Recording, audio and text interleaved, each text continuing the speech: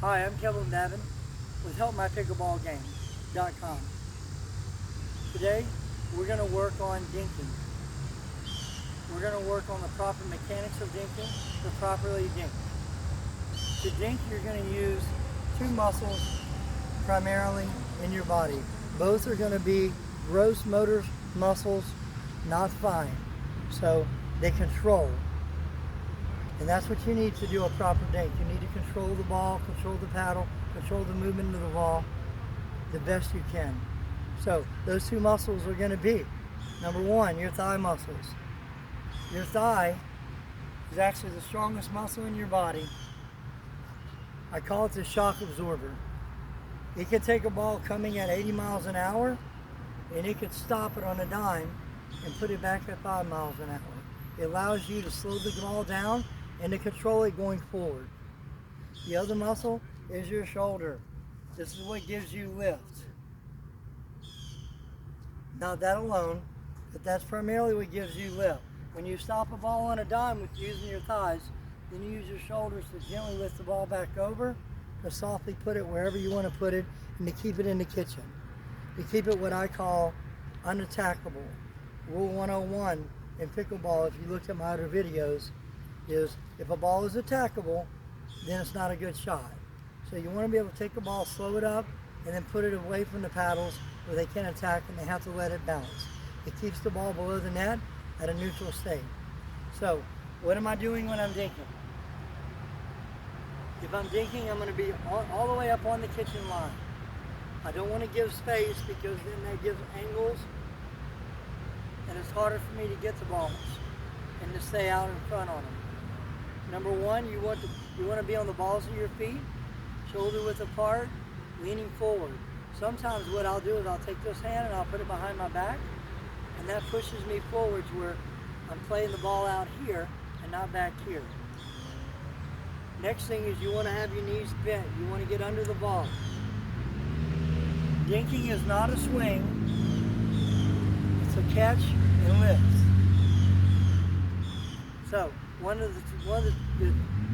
the drills that I do with my students is I'll take the ball and just get over here and just catch it and lift it. You take a ball, you catch it, and then you put it where you want it to go. You get a ball, you catch it. See how I'm getting under the ball using my legs, and then I'm just lifting it gently. That's all you're doing when you're doing a pickleball. You're catching, and then you're lifting. See? Catching, lifting. So, you want to get under it, and you want to gently lift it back over. Now, your grip. My grip is going to be on a scale of 0 to 10. It's going to be about a 3 or 4 at most. I want a loose grip just to be able to, matter of fact, when you practice, you can do it with just 2 fingers. Try that for control. Rest the paddle on your palm and just control the ball like that. So you just with 2 fingers. So that's what I'll do sometimes when I'm dinky drilling. But you're going to have a loose grip, bend your legs. Next most important thing is your point of contact. Where do I contact the ball at? Do I get it way back here?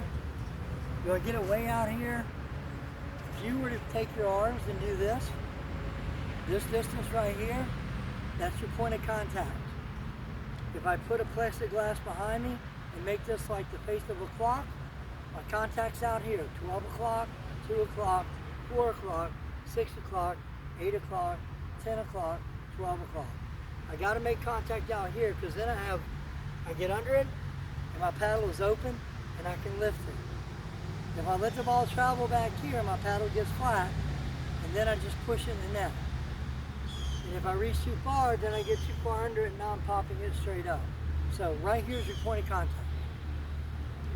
If you ever hear me referring in videos to POC, that's what I mean by point of contact. Where are you making contact with the ball? Then, the other thing is you want to be behind the ball in the point of contact where you can lift, but also you want to be right in front of the ball. I don't want to be making contact out here. See how my paddle flattens? And also, if I'm under here, it's hard to aim and direct it. I want to get behind the ball to where I can put it wherever I want it to go. The other rule The important thing about not making contact on the side is when you see this, let me get another ball. See this ball right here? I can put it in my armpit, and I should be able to play the game dinking with it right here. As long as the ball is under my arm, my elbow is tucked in, then that allows me to get under the ball and lift it. As soon as I reach and I lose the ball, I no longer have lift, and now that's all I'm doing is pushing it flat in the net. So here, I can lift it, but out here, I'm just pushing it. I'm no longer getting lift over the net. I'm fighting the net now. So it makes it even harder for me to dink. So that's why if the ball's going way out here, instead of reaching, I want to move, keep my elbow tucked. So keep your elbows tucked into your body. I always say that basically your leg has to be outside of your elbow when you make contact to have a good controlled shot. Doesn't mean you can't make the shot out here, but it makes it more difficult. So those are your basic concept. So what happens if a ball, and I get this question, what happens if a ball is coming down at my feet? Well, I've got two choices. I should never make my paddle go back here, because see how close it is? I close the space, and I'm just pushing it.